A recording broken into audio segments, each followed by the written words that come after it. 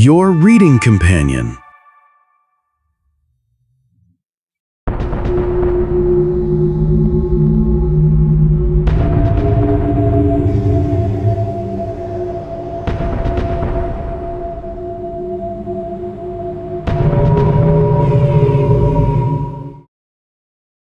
I'm not crazy.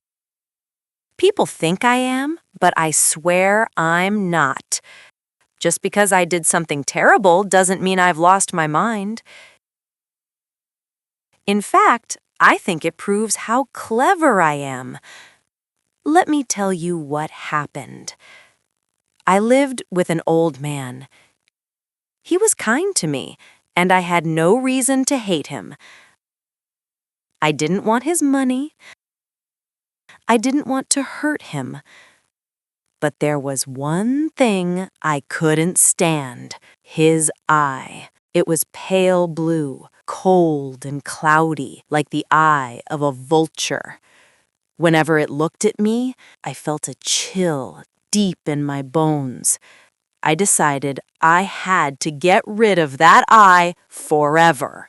So I made a plan. For 7 nights, I crept into the old man's room at midnight. Slowly, carefully, I opened the door and peeked inside. He never knew I was there. I didn't want to hurt him while he slept. I only wanted to see the eye. But each night, his eye was closed.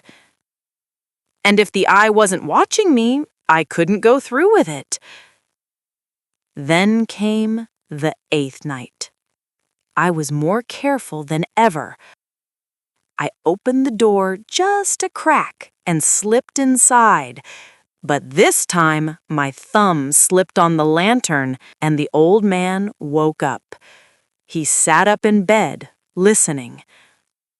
I stood still, not making a sound. For a whole hour, I didn't move. Then he spoke. "Who's there?" Still, I said nothing. I waited until I saw it. The eye. It was open. That horrible, pale blue eye stared straight at me. My heart began to pound. Louder and louder. I was afraid the old man would hear it. I had to act. I rushed forward and pulled him to the floor. He screamed once, but I quickly covered him with the heavy mattress. After a few minutes, he stopped moving. He was dead. I smiled. I had done it. The eye would never bother me again. Now I had to hide the body. I worked all night. First, I cut the body into pieces. Then I lifted the floorboards and placed the parts underneath. I replaced the boards so neatly that no one could tell they had ever been moved. There was no blood, no mess. I had done everything perfectly.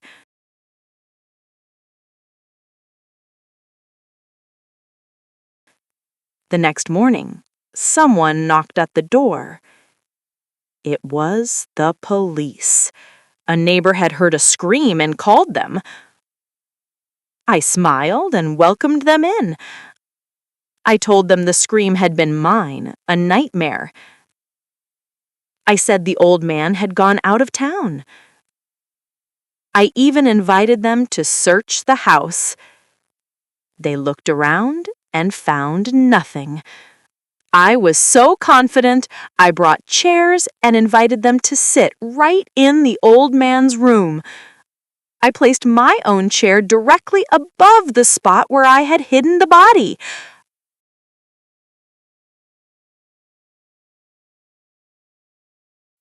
I chatted with them calmly, smiling, laughing. But then something changed. I began to hear a sound. A soft, steady thumping. It was coming from beneath the floor.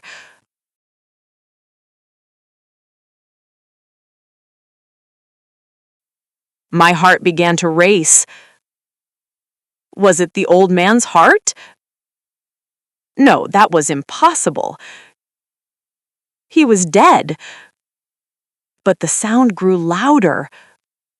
Louder. Louder. The police kept talking, smiling. They didn't seem to hear it. But I did.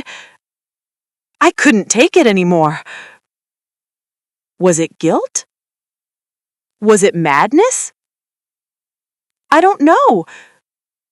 But I stood up, trembling, and shouted, "Stop! Stop pretending! I can't take it!" I pointed to the floor and cried, "It's under there! The body! The heart! It's still beating!" And that's how they found out.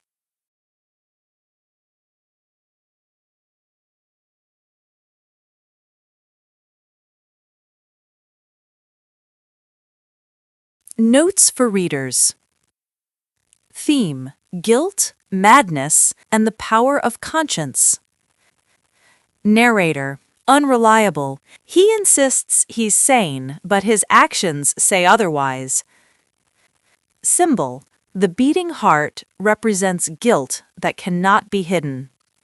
Tone: suspenseful, eerie, and psychological. Ready for more? Watch this next.